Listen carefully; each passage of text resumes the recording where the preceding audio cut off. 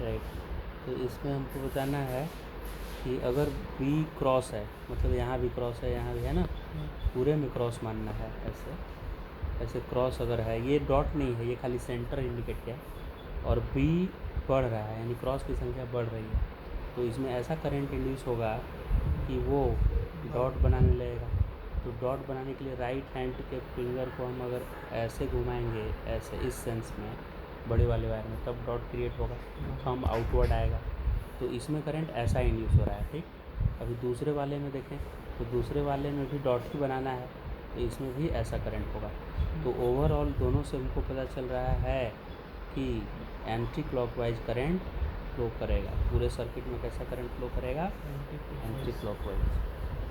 तो इसका हो गया कि वो भी वापस वही क्रॉस ही है, दोनों में क्या है? क्रॉस।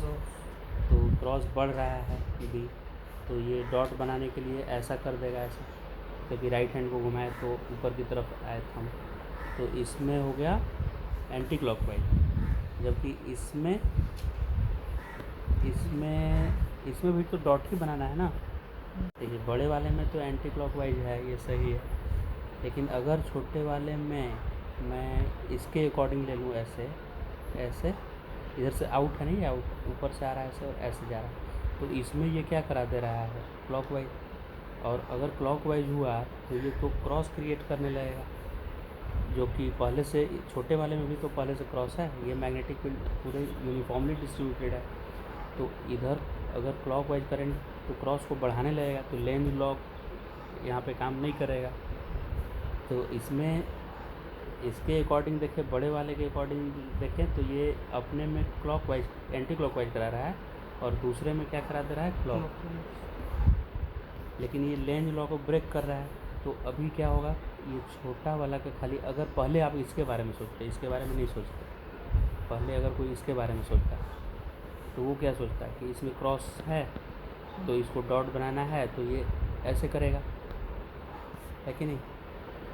एंटी क्लॉकवाइज करेगा। अब इसके अकॉर्डिंग हम आगे बढ़ें तो ये बड़े वाले, ये ऊपर से जंप करके ऐसे आया है, तो बड़े वाले में ही क्लॉक कर दे रहा है। तो छोटे वाले वो पहले हम सोच रहे हैं, तो छोटा वाला अपना फ़ायदा देख रहा है कि एंटी क्लॉकवाइज करा ले रहा है, तो बड़े वाले को क्लॉक दे दे रहा है। तो बड़े वाले में लेंज लॉ काम नहीं कर रहा है, क्योंकि बड़े वाले में क्लॉकवाइज किया तो ये क्रॉस बढ़ाने लगेगा, और पहले से क्रॉस जैसा ही फील्ड है। तो हम एक को जब सेटिस्फाई करने की कोशिश कर रहे हैं तो दूसरा ब्रेक कर रहा है रूल। तो कैसे करेंगे? देखिए यूनिफॉर्मली है और इसका एरिया ज़्यादा है, इसका एरिया अगर ज़्यादा है तो ज़्यादा फ्लक्स यहाँ पे है, और यूनिफॉर्म रेट से फ्लक्स चेंज हो रहा है। तो पर सेकेंड मान लेते हैं कि पर सेकेंड फ्लक्स इक्वल एरिया में इक्वल चेंज हो रहा है, तो इधर लार्ज एरिया है तो इधर ज़्यादा चेंज हो रहा है ना, तो इफ़ेक्टिवली इसका करंट इंड्यूस ज़्यादा होगा, इस लूप में करंट इंड्यूस ज़्यादा होगा। बिल्कुल इसमें इंडक्शन, दोनों में शुरू में इंडक्शन एंटी क्लॉकवाइज ही होगा ऐसा, और इसमें भी ऐसा ही होगा, लेकिन ये वाला करंट कम होगा और ये करंट क्या होगा? ज़्यादा होगा। और ये इंटरलिंक्ड है, ऐसे करके, ऐसे जंप करके ये ऐसे आया है, तो इधर से जो करंट आया है वो 10 एम्पियर का है, और ये इंड्यूस किया है 2 एम्पियर का, तो ये इफ़ेक्टिवली 8 एम्पियर करंट इसके अकॉर्डिंग फ्लो करेगा, 10 के अकॉर्डिंग, इसलिए इसमें क्लॉकवाइज आ जाएगा। तो बड़े वाले में तो एंटी क्लॉकवाइज बिल्कुल ये अपना कर लेगा, लेकिन छोटे को एंटी ये करने नहीं देगा।